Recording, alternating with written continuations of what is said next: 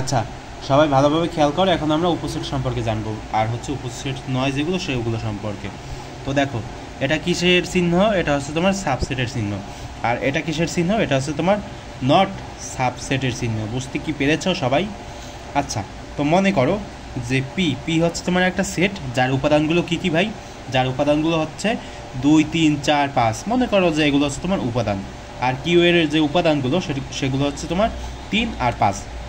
তো দেখো, কিউ এর মধ্যে যে উপাদান দুইটা আছে 3 আর 5, সেটা কিন্তু পি এর মধ্যে আছে। কই আছে ভাই? এই যে এখানে আছে 3 এবং 5।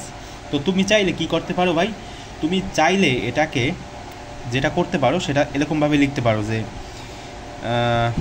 Q subset of P. ঠিক আছে? তার মানে কি, এই যে পি এর যে উপসেট সেটা কিন্তু কিউ। কারণ কি? কারণ পি এর মধ্যে যে উপাদানগুলো আছে সেগুলো কিন্তু কিউ এর মধ্যে আছে। ঠিক আছে? তার মানে তুমি লিখতে পারো যে কিউ সাবসেট পি।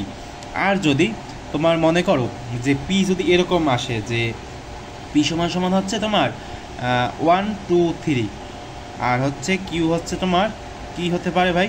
মনে করো জোড় সংখ্যা লিখে দেই যে 3 4 6, সরি মানে 3 3, এখানে হবে 3 3 4 6। তো এখন আমরা কিন্তু লিখতে পারি কি বলতো? Q not subset P. তার মানে কি, পি এর মধ্যে যে উপাদানগুলো আছে সেগুলো কিন্তু কিউ এর মধ্যে নেই। এটা হচ্ছে তোমার সোজা বাংলা কথা, যাতে তোমরা সহজে বুঝতে পারো সেজন্য এরকমভাবে একটু দেখালাম। বুঝতে কি পেরেছো? তো যদি বুঝতে না পারো ভাই, তাহলে একটু চেষ্টা করো আবার একটু রিপিট করার জন্য। আর এগুলো তো করতে করতেই বুঝে যাবা, কোনো সমস্যা নেই, এগুলো নিয়ে চিন্তা করার কোনো দরকার নেই।